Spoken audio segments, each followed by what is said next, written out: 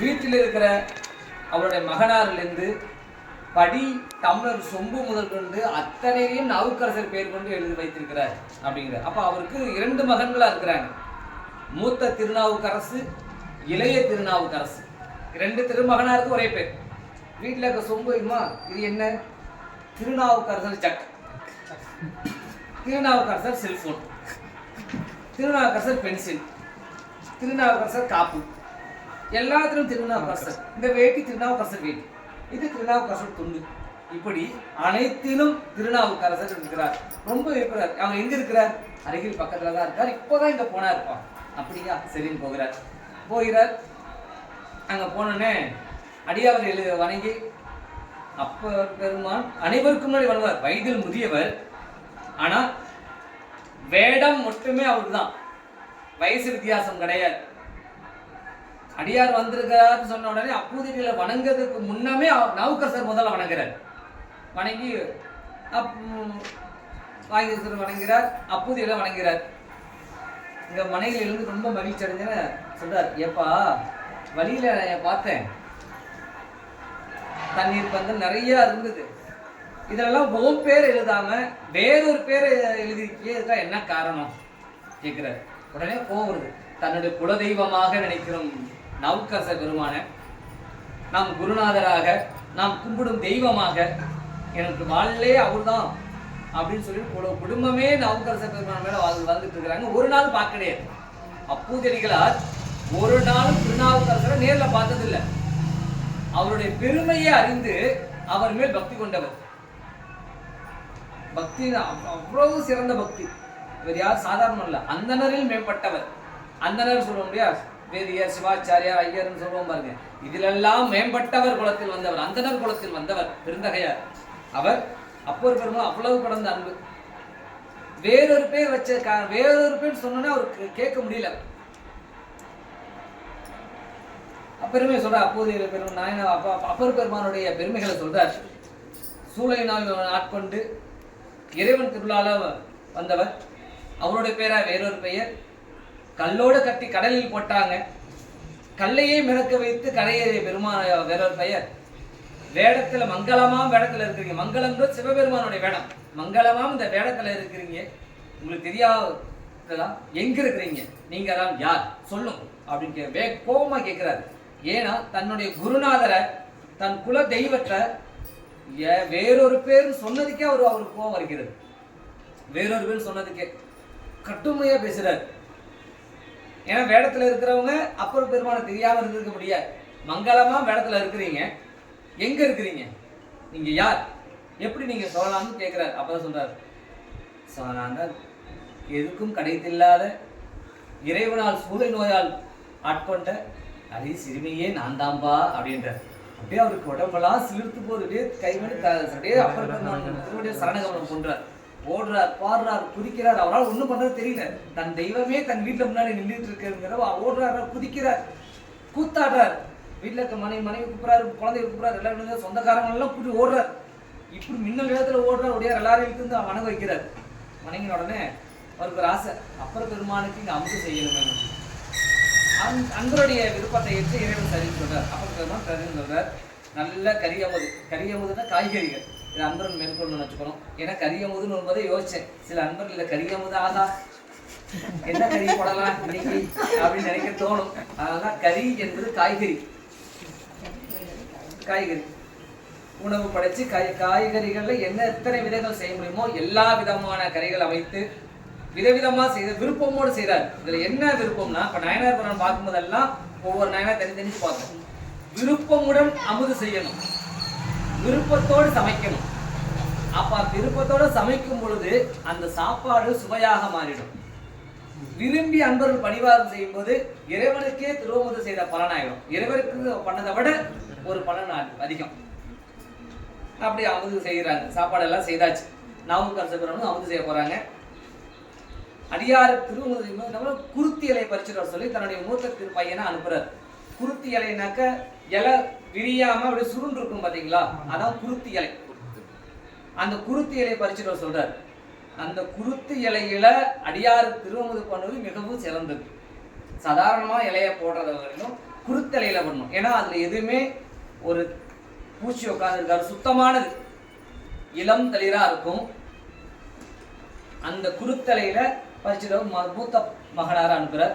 அவரும் ரொம்ப அப்பா அப்பர் பெருமானுக்கு நம்மளால முடிஞ்ச காரியம் போய் வாயை பறிச்சுட்டு வரதான். இது பெரிய பாக்கியமா நினைச்சு அந்த குழந்தை வேகமா போகுது. போனோன்னா இந்த குருத்தலையை அறுக்கும் பொழுது பக்கம் அங்கே இருக்கும்போது ஒரு நாகம் என்ன பண்ணி தீண்டின உடனே தாங்க தோட்டத்தில் விழுந்துட்டோம் செத்துட்டோம்னா அந்த இலையை யாருக்கு கொடுப்போம், அப்பர் சாமி சாப்பிடணுமே அப்படின்னு அந்த இலையை கையில் எடுத்து குழந்தை வேகமாக ஒடியாரு. மூத்த திருநாவுக்கரசர் வேகமாக வரும்போது நம்ம உடம்புல என்ன ரத்த ஓட்டம் அதிகமாகும். அப்போ அந்த வேகம் வந்துட்டு விஷம் வந்து ஒவ்வொரு பாகமாக ஏறுது.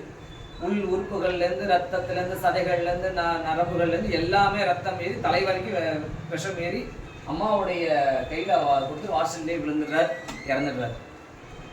அப்பா அம்மா பார்க்குறாங்க, விஷத்தோட பிரிய பார்க்குறாங்க, பாம்பு கடிச்சதை இடத்த பார்க்குறாங்க, உடம்பு கருகி போயிடுது, விஷம் பரவி இறந்துடுறாரு. அப்போ அவங்க என்ன நினைக்கிறாங்கன்னா, கெட்டொழித்தேன், என்னடா இது, நம்மளோட குலதெய்வம் நம்ம வீட்டில் திருவமுது செய்யலான்னு அப்பர் பெருமானுக்கு திருவமுது செய்யலான்னு நினச்சோம், இந்த நேரத்தில் இவன் செத்து போயிட்டானே, ஓ அடியாரு திருவமுது செய்ய முடியாமல் போச்சா, அவங்க பாருங்க பையன் போயிட்டானேன்னு அது கதறல, நாவுக்கரசர் பெருமானுக்கு உணவு அமுது படைக்க முடியாமல் போயிடுச்சேன்னு கெட்டு ஒளிந்து கெட்டு போய் எல்லாமே கெட்டுருச்சு, அமுது செய்ய முடியாது இவன் இடையூறு செஞ்சுட்டான் அப்படின்னு அந்த குழந்தை மேலே வருத்தப்படுறாங்க, பார்க்குறாங்க. அப்புறம் எல்லாம் ரெடியாக இருக்கு, அப்பர் பெருமான் திருவமுது செய்யணும். உடனே என்ன பண்ணுறாங்க, பாயில் அந்த குழந்தைய சுருட்டி வீட்டு மூலையில் வச்சிடுறாங்க. இறந்த குழந்தைய பாயில் வச்சுட்டு மூலையில் வச்சுட்டு அப்பர் பெருமான் திருவமுது கூப்பிடுறாங்க.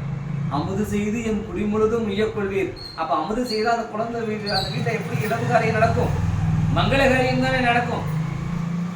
அப்போ இதில் குறிப்பு என்னன்னா, அடியாருக்கு திருவமுது செய்தோம்னா முன்னாடி சொன்னோம், ஒவ்வொரு முறையும் சொல்வது தான், அடியாருக்கு திருவமுது செய்வது என்பது மேலாம் தவம். நமக்கு என்ன தேவையோ அத்தனையும் அடியாறு திருவமுதுக்கு கிடைச்சிடும். ஒரு நோய் நொடி இருக்கா நீங்கிடும். நல்லா படிக்கணுமா குழந்தைங்க, சிறப்பா படிப்பாங்க. நம்ம எதிர்பார்த்ததோட நல்லா படிச்சு அவங்க நிலை நல்லா உயர்ந்து அவங்க வாழ்க்கையில சிறப்பா செட்டில் நிலைத்திருப்பாங்க. வீட்டில் வறுமை நீங்கிடும், இறைவன் திருவருள் பரிபூர்ணமா கிடைச்சிடும், என்னென்ன தேவை அனைத்துமே கிடைச்சிடும் அடியாறு திருவமுது பண்ணினா. அப்போ என்ன பண்ணுறாங்க, அப்பர் இலையை போட்டு சாப்பாடு எல்லாம் பரிமாறி எல்லாம் ரெடி பண்ணிடுறாங்க. அப்பர் பெருமானை கூப்பிட்றாரு சாப்பிட. வந்து உட்காரும்போது அப்போது இறைவர் அந்த அப்பூதியடிகளார் தோற்றத்தில் அவர் பேச்சில் எந்த தடுமாற்றம் இல்லை. ஆனால் அப்பர் சாமிக்கு ஒரு தடுமாற்றம் தோணுது, இறைவர் உணர்த்துறாரு ஏதோ ஒரு நடந்திருக்கு அப்படின்னா அந்த தடுமாற்றத்தை அவர் கேட்குறாரு. உட்காந்துன்னா எல்லாத்துக்கும் திருநீர் கூப்பிட்றாரு. அப்பூதியடிகளார் கூப்பிட்டு விசாரிச்சு, மனைவியார் கூப்பிட்டாச்சு. இளைய திருநாவுக்கரசர் சொல்றாரு, இளைய திருநாவுக்கரசர் இவருக்கு மூத்த சேயையும் காட்டு அப்படிங்கிறார். கூப்பிடுனா இவரோட இருக்கான அர்த்தம். அவர் என்ன சொல்றாரு, மூத்த சேயையும் காட்டு. காட்டுனா கொண்டு வந்தா தானே காட்ட முடியும், ஜடப்பொருள் உயிர் இல்லாததை எடுத்துருந்து காட்ட முடியும். இந்தாங்க இதுதான் அப்படின்னு காட்டு அப்படிங்கிறார். மேதகு பூதி சாத்த, பூதி என்ற திருநீர், பூதி சாத்த. உடனே இப்போது இங்க அவன் உதவான், இப்ப அங்க உதவ மாட்டான் சாமி. உடனே அவர் சொல்றாரு, இந்த உரை எனக்கு போதாது, மெய்விரைக்கு உரையும் சொல்லுன்னு கேட்கிறாரு. திரும்ப திரும்ப கேட்டோன்னே குருநாதர் போய் பேசக்கூடாது. கேட்ட உடனே என்ன பண்றாங்க, நடந்ததை சொல்றாங்க. நன்று செய்து யார் இந்த தன்மை செய்யறாரு அப்படின்னு சொல்லிட்டு அந்த சவத்தை தூக்கி கொண்டு போறார். திங்களூரில் பெருமான் கோவில் வாசல்ல போடுறாங்க. அப்ப இறந்தா குழந்தை உள்ள வரக்கூடாது. நாயனர் காட்டுறாங்க பாருங்க, இறந்த சவத்தை கோவில் வாசல்ல தான் வைக்கிறார். வைத்து ஒன்றுகளாம் என்ற பதியத்தை 1, 2ன்னு 10 வரைக்கும் வரிசைப்படுத்தி பாடிச்சிருப்பார்.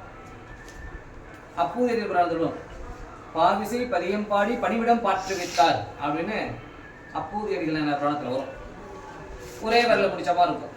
இங்க ஒன்றுகளாம் பதியம் பாடி சீருடையான் பதிகத்தை பாடின விடம் நீங்கி தூங்கி எழுந்தவன் போல எழுந்திருக்கிறான் குழந்தை. மூத்த திருநாவுக்கரசர் எழுந்தவுடன் நேரா போறார் அப்பூதியர்கிட்ட போல, நேரா நாவுக்கரசர் பெருமான் திருடி வணங்குறாங்க குழந்தை போச்சு. ஏன்னா எழுப்பினவர் அப்பர் பெருமான் அல்லவா, நேரா அப்பர் பெருமான் திருடி வணங்க போயிடுது. உடனே திருநீர் பூசுறார். இருந்தாலும் அப்பூதியருக்கு மனசு வருத்தம், என்னடா அடியார் அப்பர் பெருமான் திருவமுது செய்யாம போயிட்டாரு, அதுக்கு இவன் தானே இப்படி காரணம் ஆயிட்டானே அப்படின்னு வருத்தப்படுறார். இதை அப்பர் பெருமான் உணர்றாரு. சரி உங்கள் வீட்டில் நான் திருமணம் செய்கிறேன்ப்பா அப்படின்னா திருப்பி வீடெல்லாம் மொழிகி பையன் இறந்துட்டான். அப்போ அந்த இளவு வீடு இல்லையா, அப்போ திருப்பி உயிரோடு இருந்தாலும் அந்த இடத்த மறுபடியும் கோமயத்தால் வீட்டை வலிச்சு விட்டு திருப்பி புதுசாக சமையல் செய்து மறுபடியும் அந்த குருத்திலையை பறிச்சுட்டு வந்து அப்பர் பெருமானு திருவமுது செய்கிறாங்க. திருவமுது செய்து அங்கே சில நாள் திங்களூரில் அப்பூதியடிகளாருடைய வீட்டில் சில நாள் அப்பர் பெருமான் இருக்கிறார். பக்கத்தில் திருப்புராணம் போகிறார், சுவாமி போகிறார், திருப்பி வரார், திங்களூர்லேயே இருக்கிறார். இப்படியெல்லாம் அங்கே இருந்து கொண்டிருக்கும்போது திருப்புராணத்தில் அப்பர் அப்பூதியடிகள் நாயனாருடைய சிறப்புகளை சிறப்பித்து அங்கே திருப்பதியம் பாடி அங்கே இருக்கிறார். பக்கத்தில் இருக்கிற திருச்சோற்றுத்துறை எல்லாம் வணங்கிட்டு நல்லூர் தலம் வருகிறார். நல்லூர் போகணும்னு ஆசைப்படுது. நல்லூர் போயிட்டு வணங்கிட்டு திருப்பி திருவாரூர் போகணும் ஒரு ஆசை அவருக்கு. நல்லூர் போயிட்டு வணங்கினோடனே ஆரூர் பெருமானை போய் வணங்கிட்டு வரலான்னு சொல்லி போகிறார். போகும்பொழுது வழியில் இருக்க பழையாறை, வளஞ்சொலி, திருக்குடமுக்கு, திருச்சேரை, குடவாசல், நரையூர், சித்தீச்சரம், திருவாஞ்சியம், பெருவேலூர் என்ற தலங்கள்லாம் வணங்கி விளம்பரம் வருகிறார். விளம்பருங்கிறது திருவாரூருக்கு ஒரு 1 கிலோமீட்டருக்கு 1.5 கிலோமீட்டர் முன்னாடி இருக்கும் தலம். விளம்பர் வந்து வணங்கி திருவாரூர் வருகிறார். இவர் அப்பர் பெருமான் திருவாரூர் வரார் அப்படின்னு தெரிஞ்ச உடனே ஆரூரில் இருக்கும் அடியார்கள் எல்லாரும் வீதி நெடுக்கும் தோரணங்கள் கட்டுறாங்க. திருமங்கலம் செய்தார்ன்றது மங்களகரம், ஊரையே மங்களகரமா மாத்துறது, சிவமா மாத்துறது, திருவிழா கோலமாக கொண்டாடுவது. அப்பர் பெருமான் வராருன்னு திருவீதி முழுக்கும் மாந்தோரணம் கட்டுறாங்க, குறுக்கு கட்டுறாங்க, வெண்கொடி ஏற்றுறாங்க. அப்ப ஒவ்வொரு வீட்டு வாசல்லையும் ரிஷபக்கொடியும் வெண்கொடியும் ஏற்றுவது அந்த வீடு சிவபெருமானுடைய இல்லம் அப்படின்னு தெரிஞ்சுக்கலாம். வெண்கொடி ஏற்றுறாங்க. எல்லார் வீட்டு வாசல்லையும் விளக்கு வைத்து பூரண கும்பம் வைத்து அப்படியே வீதிகளே தோரணம் அலங்கரிக்கிறாங்க. எல்லா அடியாரும் எதிர்கொண்டு அப்பர் பெருமானை எதிர்கொண்டு போறாங்க. ஆரூர் எல்லையிலே நடக்குது. ஆரூர் எல்லையில எல்லாரும் வணங்குறாங்க. அப்ப அடியாரப்பா சொல்றார், புற்றிடம் கொண்டாந்தன் புண்ணியம் எமக்கும் உண்டுகளோ சாமி. புற்றிடம் கொண்ட அடியார் நீங்க, என்னையும் அடியாரா ஏற்றுக்கொள்வாரா அப்படின்னு சொல்லிட்டு தன்னை அடியாராக ஏற்றுக்கொள்வாரா என்று புற்றிடம் கொண்ட அடியார் திருவாரூர் அடியாரத்தில் கேட்கிறார். எல்லையில கேட்டு பாடிட்டு அங்கிருந்து உள்ள போகிறார். வணங்கி எல்லாரும் உள்ள போகும் பொழுது தேவாசிரிய திருக்காவணம் வணங்கி, தேவாசிரியர்களும் பார்த்துருக்கோம். தேவாசிரிய திருக்காவணம் என்பது அத்தனை தேவர்களும் மும்மூர்த்திகளும் சித்தர்கள் முனிவர்கள் அனைவரும் அடியார்கள் புடைசூழ இருக்கும் பெரிய இடம் அதுதான். அங்க வணங்காம போகக்கூடாது. திருவாரூர் போனா தேவாசிரிய திருக்காவணம் வணங்கணும். அங்க திருக்காவணத்தை வணங்கிட்டு உள்ள போகிறார். போகும் பொழுது முதல்ல புற்றிடம் கொண்டநாதர் சுவாமி உள்ள பார்த்தீங்கன்னா லிங்க திருவேணியா இருப்பார். புற்றிடம் கொண்டநாதர், புற்றிடம் கொண்டநாதர் போற்றி திருத்தாண்டகங்கள் பாடுறார். கற்றவருண்ணும் கனியை போற்றி அப்படின்னு தொடங்கும் பதிகம். அந்த போற்றி திருத்தாண்டகத்தை பாடுகிறார். புற்றிடம் கொண்டார் பக்கத்திலேயே வீதி விடங்க பெருமான் இருப்பார். இப்ப தியாகேஸ்வர் சொல்லுவாங்க, தியாகராஜர் தியாகேச பெருமான். அவர் வீதி விடங்க பெருமான். அவர் அந்த வீதி விடங்க பெருமான் முன்னாடி காண்டலே கருத்தாய் நினைந்து எனும் பதிகம் பாடுகிறார். தூண்டா விளக்கின் ஜோதி இந்த திருப்பதிகங்களா பாடி அங்க கோயிலை வளம் வந்து அங்க இருக்கிறார். திருப்பி தேவாச திருக்காவணம் வந்துட்டு அங்கேயே இருக்கிறார். கனி இருக்க காய தேடி யாரா போவாங்களா? அந்த கனி யாரு அப்படின்னா அடியார்கள் தான் கனி. காய் யார் தெரியுமா? சிவபெருமான். அவர் சொல்றார், கனி அடியார்கள் இருக்கும். அடியார்களை வணங்கினாலே சாமி வணங்கிடுவோம். சாமியை வணங்கினது மேலாமாயிடும். தேவாசிரியத்திற்காக அதை உணர்ந்து அங்க ஒரு பதியம் பாடுகிறார். கனி இருக்க காய் இருக்க கல்வனேன் அப்படின்னு சொல்லி பதியம் பாடல் ஒரு பதியம் பாடுவார். அப்ப அந்த கனி அடியாரிடம் கனி. காய் தானே அப்புறம் கனியும். அப்ப அந்த கனிந்து பழுத்து நிறைந்து முழுமையா நிறைந்த அருள் பெற்றவர்கள் யாருன்னா அடியார்கள் தான். இப்ப அடியார் திருக்கூட்டத்தை வணங்கி அங்க இருந்து திருவாரூரிலே சில நாள் இருக்கிறார். 225வது பாடல் பார்த்தீங்கன்னா மார்வார பொலிகண்ணீர் என்று வரும். இந்த பாடல் அப்பர் பெருமானுடைய துதி பாடலாக குறிச்சு கொள்ளுங்க. அப்பர் பெருமானுடைய திருமுடியிலிருந்து திருப்பாதம் வரைக்கும். தம்பி நேத்திக்கு மாலையே வரல,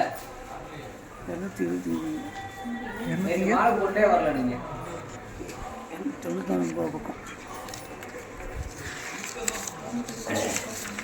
மார்பார அப்பர் பெருமானுடைய துதியாக அவருடைய திருமேனியை முழுவதும் அங்க அலங்கரிச்சு சொல்லியிருப்பார். அவர் திருவடியிலிருந்து அவர் எப்பயுமே திருநீர் பூசியிருப்பார். நிறைய ருத்ராக மாலை போட்டிருப்பார். எப்பயுமே தேவாரங்களை பாடிக்கொண்டே இருப்பார். அப்படிப்பட்ட பெருமான் பணி உழவாரம் அப்பர் சாமி எப்படி செய்ய இப்போ உழவாரம் பண்றவங்கலாம் பண்ற மாதிரி இப்போ யாரும் அப்பர் சாமியை பண்ண முடியாது. அவர் உழவாரம்னா புல் பூண்டெல்லாம் செதுக்கிட்டு சாமி வர வீடியாச்சு, சாமி நடந்து வருவார். அதாவது கல் கொண்டுதான் குத்திச்சுன்னா என்ன பண்றது அப்படின்னு உழவாரம் பண்ணி அப்படியே பழுத்து உருவாராமா. கல் குத்துதா முள் குத்துதா, ஏன்னா சாமி வருவாரே, சாமி குத்தக்கூடாது அப்படின்னு உழவாரம் புல் பூண்டெல்லாம் செதுக்கிட்டு அப்படியே உருள்வாராம். நம்ம அங்கா பிரதர்ஷனம் சொல்லுவாங்க, அந்த மாதிரி உருள்வாராம். கல் முள் குத்துதான்னு பார்க்க இருந்துச்சுன்னா மணியாக குத்துதா, அதாவது குத்துறதெல்லாம் எடுத்து போடுவார். இப்போ நம்ம என்ன பண்ணுவோம் தெரியுங்களா, இந்த இடத்துல கல் இல்லையா, அந்த இடத்துல கொஞ்சம் கல்லை போடு, அது எதாவது இதை தூக்கி போடுவோம். யாராவது எவனா குத்திட்டு போட்டோம். இந்த ருத்ராட்சம் படம் மாதிரி போடவே மாட்டேங்குதுல்ல, கல் குத்திட்டு போடுவோம். நானும் அந்த கல்லை தூக்கி போட்டுறேன், பொழுது கல்லாக தூக்கி போட்டுறேன், நடக்கும்போது குத்தப்படும். அந்த மாதிரி உருண்டு பார்ப்பாங்க. இப்படியெல்லாம் செய்து திருவாரூர்ல இருக்கிற திருவாரூர் அங்கே இருக்கும்போது கோவிலுக்குள்ள இன்னொரு கோவில் இருக்கு, அறநெறியப்பர்னு ஒரு கோவில். அறநெறியப்பர், அந்த அறநெறிப்பர் யார் அப்படின்னா நமினந்தியடிகள் நாயனார் விளக்கேற்றி திருத்தொண்டு செய்த தலம். திருவாரூர் பெரிய கோவில், 5 வேலி கோவில். ஊரை பிரிக்கலாம், 5 வேலி ஊர், 5 வேலி குளம், கமலாலய குளம், 5 வேலி கோவில். ஒரு வேலிங்கிறது 1 ஏக்கர். 5 வேலினா 5 ஏக்கர். கோவில் வந்து 5 ஏக்கர்ல இருக்கு, குளம் 5 ஏக்கர்ல இருக்கு. சமமா சாமி வச்சிருக்கிறார். கோவில் 5 ஏக்கர், குளம் 5 ஏக்கர்ல 5 வேலி கோவில். அந்த கோவிலுக்குள்ள ஒரு கோவில் இருக்கு, அந்த அறநெறியப்பர். அந்த அறநெறியப்பருக்கு தினமும் தீபம் ஏற்றிக்கிறது தொண்டு செய்தார் நமினந்தி அடிகள் விளக்கு. அப்ப சமணர்கள் என்ன பண்றாங்க, அவருக்கு விளக்குக்கு எண்ணெய் தராம தடை பண்ணிட்டே இருக்கிறாங்க, தடையாயிடுது. பாக்குறார், விளக்குக்கு என்ன தர மாட்டியா, பரவாயில்ல போ அப்படின்னு சொல்லிட்டு தேவாசி திருக்காவணம் பக்கத்துல சங்கு தீர்த்தம்னு ஒரு கிணறு, அந்த நேரம் உள்ள போறார், தண்ணி மொழ்றார். அறநெறிக்கு கோவில் முழுவதும் விளக்கு வச்சு திரி போடுறார், கோவில் முழுசும் விளக்கேற்றுறார், வச்சு திரிய போடுறார். அந்த சங்கு தீர்த்தத்தை தண்ணி எடுத்துக்கொண்டு எல்லா விளக்கு ஊத்துறார், பத்த வைக்கிறார். அழகா எண்ணெய் ஊத்துனா கூட அப்படி எரியாது, அவ்வளோ அழகா நின்று பிரகாசமா சுடர் விட்டு எரிகிறது அந்த தெய்வம். அப்படி தொண்டு செய்தவர் அறநெறியப்பருக்கு பண்றார். நமினந்தியடிகள் அது செய்த அந்த திருத்தொண்டை அங்க சிறப்பித்து அங்க திருப்பதிகம் பாடி, அது குளத்தோட பேர் கமலாலய குளம். கமலாலய குளம் அது இங்க கோவிலுக்குள்ளவே பாடல் பெற்றால் 2 பேர் தான் இருக்கும். திருவாரூர் கோவில் பெற்றது, கோவிலுக்குள்ளவே இன்னொரு கோவிலை வைத்து பாடியிருக்கிறார். அப்ப அதுவும் ஒரே கோவிலுக்குள்ள 2 பாடல் பெற்ற ஸ்தலம். திருவாரூர் கோவில் ஒண்ணு, பூங்கோவில் பாடினது ஒண்ணு, ஆரூர் அறநெறியப்பர் ஒண்ணு. இந்த 2 பதிகம் பாடி அங்க இருக்கிறார். பக்கத்துல இருக்க திருவழிவலம், கீழ்வேலூர், கன்றாப்பூர் எல்லாம் வணங்கி திருப்பி திருவாரூரே வருகிறார். அங்க திருவாரூர் வந்து வணங்கிட்டு அப்ப அங்க திருவாதிரை ஆதிரை நாள் சொல்லுவாங்க இல்லையா, ஆருத்ராபிஷேகம் திருவாதிரை நாள் சொல்லுவாங்க இல்லையா, அந்த திருவாதிரை நாள்ல சுவாமி வந்து அங்க திருவடி காட்டுவார். ஆரூர் பெருமான் தன் திருவடியை காட்டும் நாள் அது. அங்க ஆதிரை நாள் பார்த்துட்டு பக்கத்துல இருக்க புகழூர் தலம் இருக்கு, புகழூர் போகலாம்னு போகிறார். புகழூர்ல பெருமானை வணங்கி அங்க உழவாரம் செய்து அங்க இறைவன் முன்னர் பாடி அங்க இருக்கிறார். திருப்பி திருவாரூர் வணங்கணும்னு சொல்லி திருவாரூர் வருகிறார். திருவாரூர் வணங்கி மீண்டும் திருப்புகழூர்ல இருக்கிறார். இப்படி இருக்கும் பொழுது திருப்புகழூர் பார்த்தீங்கன்னா முருகநாயனார் மலர்த்தொண்டு செய்தவர். 63 முருகநாயனார் இருக்கிறார். இறைவனுக்கு மலர்த்தொண்டு செய்தவர் அவர் ஊர் திருப்புகழூர். அந்த புகழூர் முருகநாயனார் திருமணத்திலேயே அடியார் அப்பர் பெருமானுக்கும், அப்பர் பெருமானாக்கா அவர் கூட ஆயிரக்கணக்கான அடியார் இருக்கிறாங்க. எல்லாருக்கும் முருகநாயனோட திருமணத்தில் அமுது செய்து அங்கேயே இருந்துட்டு இருக்கிறார். இவர் இங்க இருக்கும் பொழுது திருஞான சம்பந்த பெருமான் வருகிறார். முதல் சந்திப்பு ஞாபகத்தில் வச்சுக்கோ நண்பர்கள்லாம், முதல் சந்திப்பு அப்பர் சுவாமி பிள்ளையார் எங்க சந்திச்சாங்க, சீர்காழியில். தில்லையில சுவாமி அப்பர் பெருமான் தரிசனம் பண்ணிட்டு வராரா, தில்லையில ஞானசம்பந்த பெருமான் அம்மைக்கு திருமுலைப்பால் ஞானப்பால் ஒன்று கொடுத்தாங்களா, பிள்ளையாரை பார்க்க போறேன்னு சீர்காழி வரார். அது முதல் சந்திப்பு. இங்கே புகழூர்ல 2வது சந்திப்பு, அப்பர் பெருமானும் ஞானசம்பந்த பெருமானும் வருகிறாங்க. திருப்புகழூர்ல அப்பர் இருக்காரு தெரிஞ்சோன்னு வராயிர ஞானசம்பந்த பெருமான் 2 பேரும் ஒருத்தர் சந்திக்கிறாங்க. அந்த சந்திப்பது எப்படி இருக்குது அப்படின்னா, ஞானசம்பந்த பெருமான் கூட ஆயிரக்கணக்கான அடியா இருக்கிறாங்க. எங்கு பார்த்தாலும் திருநீற்று பொழிவு, அப்பர் பெருமான் கூட்டத்திலும் ஆயிரக்கணக்கான அடியார்கள், ஒருத்தர் ரெண்டு ஆயிரக்கணக்கான அடியார்கள், அவர்களும் திருநீற்று பொலிவோட. அப்ப திருநீற்றுக்கு அடியாறு குழாங்கள் திருக்கூட்டம் ரெண்டும் ஒண்ணு சேர்ந்தது எப்படி இருக்குது அப்படின்னா, ஒரு ரெண்டு பெரிய கடல், திருநீற்று கடல், நிலவு போல ரெண்டு நிலவு கடலை ஒண்ணு சேர்ந்தா எப்படி இருக்குமோ அப்படி ஒண்ணு சேர்ந்தது இருந்ததாம் அங்க ஞானசம்பந்த பெருமான் அடியார்களும் அப்பர் பெருமான் அடியார்களும். இரண்டு நிலவுன்னு சொல்லுவாங்க புராணத்தில் வரும். இரண்டு நிலவின் கடல்கள் போடுற ரெண்டு நிலவு ஜொலிக்குது இல்லவா, அப்படி அடியார்கள் ஜொலிக்கிறாங்க திருநீற்று குளத்துல. அப்படி ரெண்டு திருக்கூட்டமும் ஒன்றாக சேர்ந்தது அப்படின்னு சொன்னா அப்படி சொல்றார். பிள்ளையார் கேட்கிறார், அப்பரே எங்கிருந்து வரீங்க? நான் திருவாரூர்ந்து வருகிறேன். திருவாரூர்ல இருந்தா அங்க இப்ப என்ன நிகழ்வு பார்த்தீங்க அப்படின்னு கேட்கிற. அப்ப சொல்றார், இப்ப திருவாதிரை விழா ஆதிரை விழா நடந்தது, ஆதிரை விழா முடிச்சுட்டு அதை பார்த்துட்டு வரேன் அப்படின்னு சொல்லி பதியப்படுவார். முத்து வீதானம் மணி பொற்கவரி முறையாளே பக்தர்களோடு பாவைய சூழ பலி பின்னே அப்படின்னு பதியம் பாடுறார். ரொம்ப அருமையா இருக்கும்.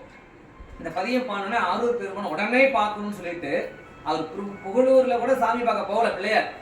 அப்படியே வணங்கின இடத்துல இருந்து நான் நீங்க புகழூர்லயே இருங்க, நான் போய் ஆரூர் பெருமானை பார்த்துட்டு வந்துடுறேன்னு ஞானசம்பந்த பெருமான் திருவாரூர் புறப்படுறாரு. அப்படி அவரு அப்பர் பெருமான் என்ன பண்றார், புகழூர்லயே இருக்கிறார்.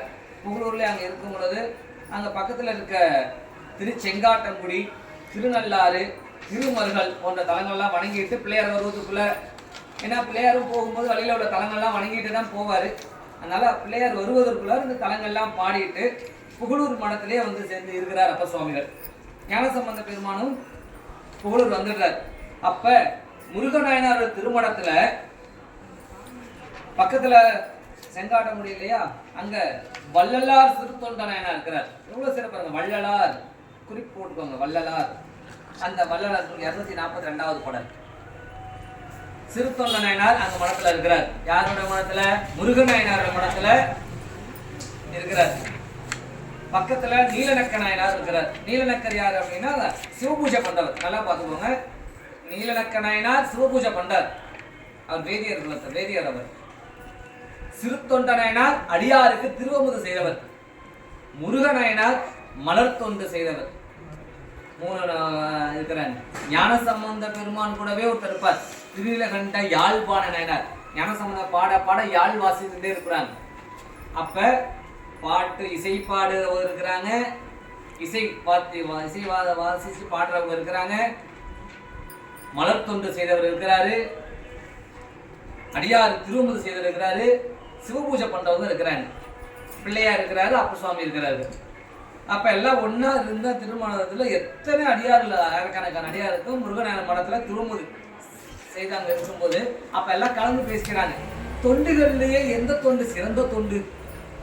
அப்ப சொல்ற ஞானசம்பந்த பெருமான் அப்பர் சாமி 2 பேரும் சொல்றாங்க, தொண்டுலேயே சிறந்தது அரணார் புகழ் பாடுவது.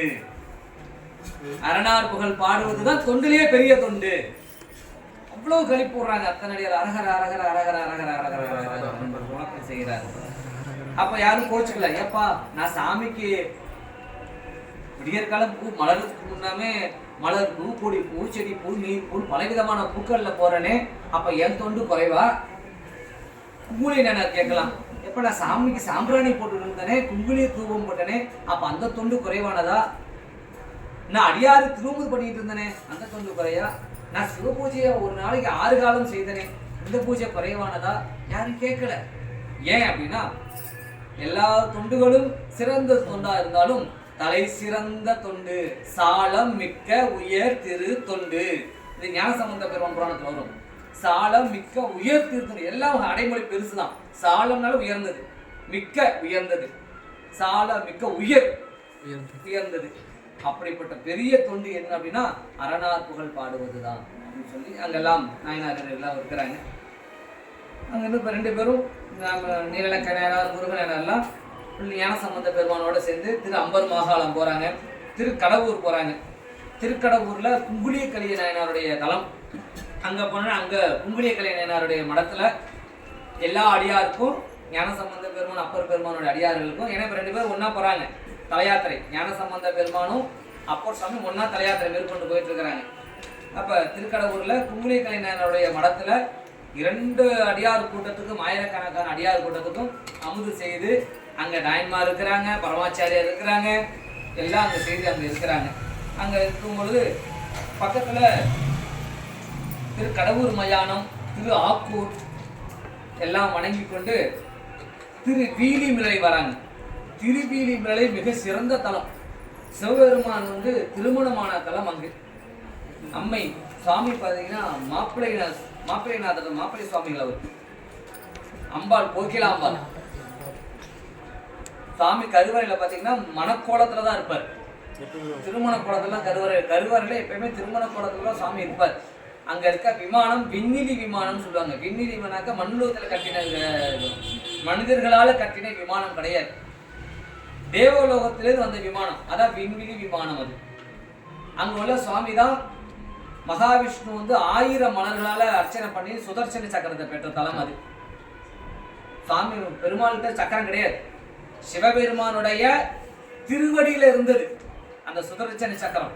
அந்த திருவடியில் இருந்த சுதர்சன சக்கரம் தனக்கு வேணும்னு சொல்லிட்டு 1000 தாமரைகால மகாவிஷ்ணு பூஜை பண்றாரு. பல நாள், ஒரு நாள் உடனே இல்லை, பல நாட்களாக பூஜை பண்ணிட்டு இருக்கிறார் 1000 தாமரையால. சாமி அவரவே பறிச்சு வைக்கிறார். ஒரு தாமரை மறைஞ்சிடுது.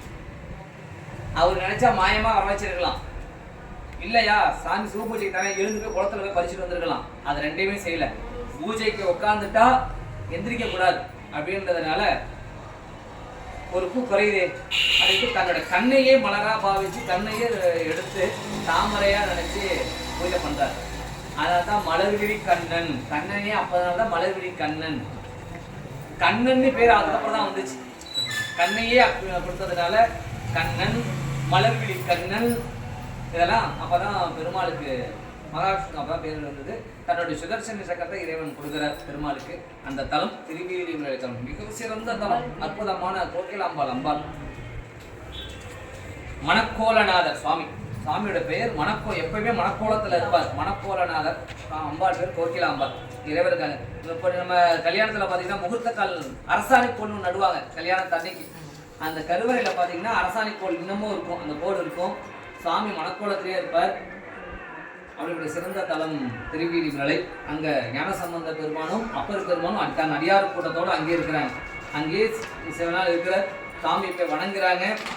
விடையவர் நிறைய இடத்துல கோவில் பார்த்தீங்கன்னா நம்ம சைவத்திலேயே கூட நிறைய எதிர்ப்பாங்க. நேராக கோவிலுக்குள்ள போகணும்பா, கோவில் கோபுர கொடிமரம் முன்னாடி தான் வணங்கணும், வேற எங்கேயும் வணங்கக்கூடாது. கொடிமரத்துக்கு முன்னாடி தான் வணங்க, மற்ற இடங்கள்லாம் விழுந்து வணங்கவே கூடாது அப்படின்னு சொல்லுவாங்க. நிறைய இடத்துல பார்த்துருப்போம், நம்ம அடியார்களே சைவத்தில் நிறைய பார்த்துருப்போம். அதெல்லாம் இல்லை அப்படின்னு பறைசாற்றுவது பெரிய புராணம். அதுல இன்னும் பெரிய புராணத்தை யார் சொல்றாங்க அப்படின்னா மூவரும் அதை காட்டுறாங்க, நிரூபிக்கிறாங்க. இங்க வராரு பாருங்க, 252வது பாட்டுல இறைவர் முன்னாடி வராங்க. வென்று விடையார் சேவடிக்கு விழுந்தார் எழுந்தார். அப்ப இறைவர் முன்னாடி விழுந்து வணங்கி இருக்கிறாங்க. அப்ப பரமாச்சாரியர்களே சாமி முன்னாடி விழுந்து வணங்கி இருக்கிறாங்க அப்படின்னா நாம என்ன பண்ணணுங்க? சாமியை பார்க்க வந்தா சாமியை முன்னாடி விழுந்து வணங்கணும். பலமுறை நிலமுறை வீழ்ந்து எழுந்து புராணத்துல வரும். பலமுறை விழுந்து வணங்குறாங்களா சாமி முன்னாடி. அப்படி விழுந்து வணங்கி இறைவர் வீலிமிழலை பெருமான் அங்கே இருந்து அடியார் திருவமுது செய்துட்டு இருக்கிறாங்க. அப்படியே காலம் மாறுது. சாமி அந்த இயற்கை சூழ்நிலை மாறி பஞ்சம் வருது. சரியா உணவுக்கு கிடைக்கல, சாப்பாடு தேவையானது. ஏன்னா ஆயிரக்கணக்கான அடியார்கள் இருக்கிறாங்க இல்லையா, எல்லாரும் திருவமுது செய்யறதுக்கு போதிய இது கிடைக்கல. பஞ்சம் சூழ்ந்து வந்து கொண்டிருக்குது. அப்ப அடியாருக்கு இந்த பஞ்சம் வரலாமா, வரக்கூடாது அப்படின்னு சொல்லிட்டு 2 பேரும் போறாங்க. சுவாமிகிட்ட கேட்கறாங்க, சுவாமி அடியார்களுக்கு பஞ்சம் என்பது வரக்கூடாது, அடியார்கள் பசியோடு இருக்கக்கூடாது சுவாமி அப்படின்னு சொல்லி கேட்கறாங்க. சுவாமி சொல்றார், கடவுளை ஒருத்தர் சொல்றாரு, உங்களுடைய மனக்கவலையெல்லாம் இது பண்ணுங்க, உங்களுக்கு தினமும் பொற்காசு கொடுக்குறேன், தினமும் பொற்காசு கொடுக்குறேன். 2 பேர் இருக்கிறனால கிழக்கு பக்கம் கிழக்கு பீடத்திலையும் மேற்கு பீடத்திலையும் காசு வைக்கிறேன், அதை எடுத்துட்டு போய் அடியாறுகளால் திருமுது செய்யுங்க அப்படின்னு இறைவன் கணவன் சொல்றார். அதே போல இறைவன் வழிபீடத்துல கிழக்கும் மேற்கும் 2 பக்கமும் பொற்காசு தினமும் வைக்கிறார். அந்த பொற்காசை கொண்டு போய் மாற்றி அடியார்களுக்கு பறைசாற்றுகிறாங்க. அடியார் பெருமக்களே, நல்லதொரு அமுதாயிட்டது. வீழிமலை பெருமான் படியளந்திருக்கிறார். அடியார் பெருமக்கள் வாங்கோ, அமுது செய்தோ அப்படின்னு பறைசாற்றுகிறார். அல்லார் கண்டத்து அண்டர்கிறான் அருளால் பெற்ற படிகாசு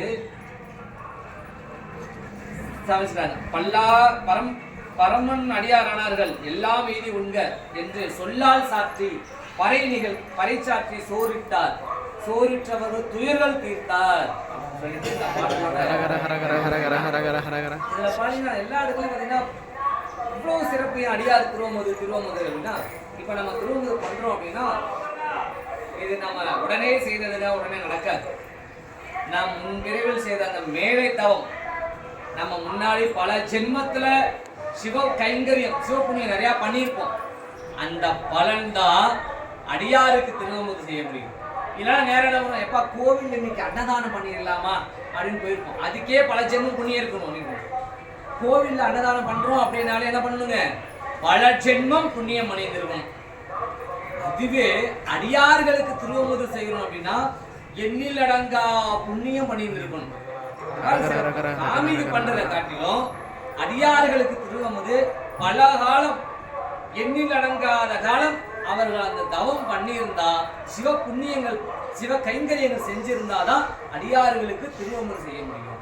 அப்ப அடியாறு திருவமுது செய்யணும், நம்ம விருப்பத்தோட செய்யணும், பார்த்து பார்த்து மகிழ்ச்சி சந்தோஷமா செய்யணும். அது செய்தோமானால் மண்ணினில் பிறந்த பயன் மண்ணல, நம்ம மண்ணை பிறந்ததுக்கு என்ன பலன், வந்தோம் வாழ்ந்தோம் போனோம் அப்படி இருக்க கூடாது.